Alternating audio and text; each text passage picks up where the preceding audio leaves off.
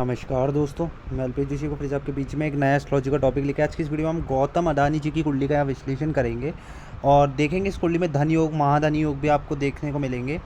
मैं आपको सर्वप्रथम बताना चाहूँगा दोस्तों कि ये जो कुंडली है ये मेरे को नेट से मिली है और जहाँ तक अगर उनके फेस से कुंडली को मैच किया जाए तो मैच भी कर रही है।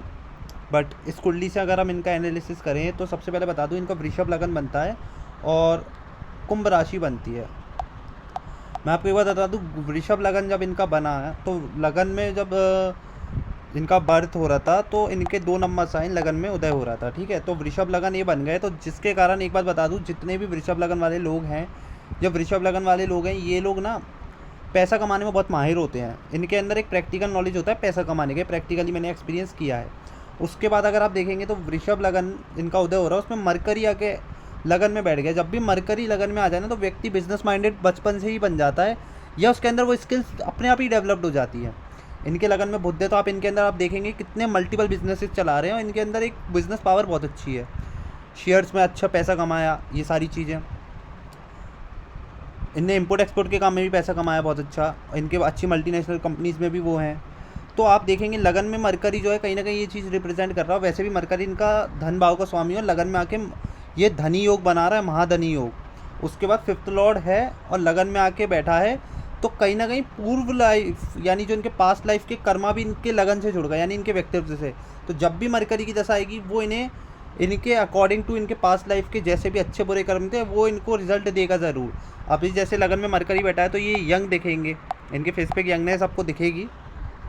और मरकरी आप इनके लगन में देखेंगे और वृषभ राशि का, तो इनके अंदर एक वाक शक्ति अच्छी, यानी कम्युनिकेटिव पावर, लोगों को अपनी वाणी से मार्केटिंग स्ट्रेटजी ऐसे व्यक्ति के अंदर अच्छी होती है और अपनी बातों से प्रभावित कर लेना। मरकरी, जेमिनाई या फिर टॉरस, आप देख लेना ऐसे लोगों को। और भी मैं आपको इनके कुंडली में योग बता सकता हूँ, जैसे कि अगर आप देखेंगे तो सन इन 2nd हाउस, ऐसे व्यक्ति अपनी वाणियों से ही राज करते हैं, समझ रहे हैं। वाणी अगर जिसको जो बोल दिया कि भाई ये काम करना, वो हो जाता है। सन इन जेमिनाई देख लेना है, सन इन 2nd हाउस। इनकी वाणियों में इतनी पावर होती है कि बातों से ही काम होते हैं। ठीक है, अब आप देखेंगे कि इनके लगन स्वामी शुक्र 3rd हाउस में चले गए हैं, जो कि कम्युनिकेशन का है, खुद को रिप्रेजेंट कर रहा है वो कम्युनिकेशन को, नेटवर्किंग। तो नेटवर्किंग बिल्ड करने में इनके अंदर टैलेंट बहुत अच्छा रहेगा। शुक्र और राहु के साथ बैठे कर्क राशि के, तो आप देखेंगे कि इनके अंदर एक अट्रैक्शन पावर, अपनी तरफ लोगों को खींचना। आप किसके थ्रू खींचेंगे, तो 3rd हाउस में योग बन रहा है शुक्र राहु का, इससे हम लंपट योग के नाम से भी जानते हैं। तो वीनस राहु का कंजक्शन 3rd हाउस में, तो ये अपनी बातों से लोगों को प्रभावित ज़्यादा करेंगे। और आप देखेंगे भी इनके इंटरव्यू तो लोग इनकी बातों से खींचे चले जाते हैं, तो ये बातों से बहुत पैसा कमाएंगे अपने, मेन इनकी ये स्ट्रेटजी रहेगी हमेशा। अब मैं आपको एक और चीज़ दिखा सकता हूँ कि इनका 7th लॉर्ड जो व्यापार स्थान का स्वामी है वो 12th हाउस में जाके बैठा है, जो कि कहीं ना कहीं विदेश से इनकम को भी रिप्रेजेंट कर रहा है और कहीं ना कहीं लॉसेस को भी रिप्रेजेंट कर रहा है। तो अभी इनको लॉसेस भी बहुत सारे हुए थे, अगर आपने देखे होंगे 1-1.5 साल पहले की बात है। तो इनको 7th लॉर्ड 12th हाउस में, तो लॉसेस का लाइफ टाइम में कुछ ना कुछ इनको रहेगा, प्रॉब्लम तो बहुत आएंगी।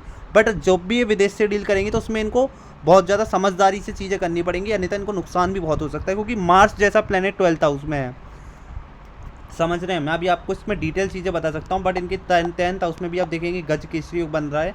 इसकी मैं यहाँ पर डिग्री नहीं देख पा रहा हूँ क्योंकि मेरे को क्लियर नहीं दिख रहा, बट मैं इसके ऊपर एक और वीडियो बनाएंगे हम डिटेल। तो आप देखेंगे चंद्र और गुरु का जब गज केसरी योग 10th हाउस में, तो व्यक्ति अच्छा काम करता, बहुत प्रसिद्धि हासिल करता है। अब हाँ, इनकी कुंडली में 9th हाउस में शनि केतु का योग है, जो कि कहीं ना कहीं ये रिप्रेजेंट भी कर रहा है कि इनको कहीं ना कहीं एफर्ट्स ज़्यादा डालने पड़ेंगे, इनको भाग्य के इतने भरोसे नहीं बैठना पड़ेगा, क्योंकि कुछ का काम इनके बनेंगे भी नहीं। बहुत सी डील इनकी कैंसिल भी हुई। अगर आप इनके बारे में इतना रिसर्च किया होगा तो आपको मालूम होगा डेफिनेटली। और दोस्तों इस कुंडली में बहुत सारी चीज़ें हैं, बट मैं आपको आने वाली वीडियोस में और बताऊंगा। बट मैं आपको बता दूं, ये कुंडली पावरफुल कुंडली बनती है। सबसे ज़्यादा जो इनको धन योग, महालक्ष्मी योग, शुक्र राहु भी है, महालक्ष्मी योग, महाधनी, बिलीनियर योग बना रहा है बैठ के 3rd हाउस में। और आप देखेंगे धन भाव का स्वामी 2nd लॉर्ड लगन में आके बैठ रहा है वृषभ राशि का। ठीक है, और जुपिटर का 5th एस्पेक्ट सन पे है, ये भी एक धन योग बन गया, क्योंकि जुपिटर सन का कंजक्शन मित्र कंजक्शन हो गया, फ्रेंडली कंजक्शन है, ऊपर से 5th एस्पेक्ट जुपिटर का धन भाव पे जाता है, तो व्यक्ति की पास्ट लाइफ कर्मा एक्टिव होकर उसको धन देते हैं। इसके ऊपर डिटेल चीज़ें दोस्तों वीडियो में आने वाले टाइम में, वीडियो को आपको लास्ट तक देखी हो तो थैंक यू दोस्तों। वीडियो को ज़्यादा से ज़्यादा शेयर करना, और भी मैं लोगों की कुंडली लेके आऊँगा प्रैक्टिकली और आपको समझाऊँगा। जब तक के लिए बहुत बहुत धन्यवाद।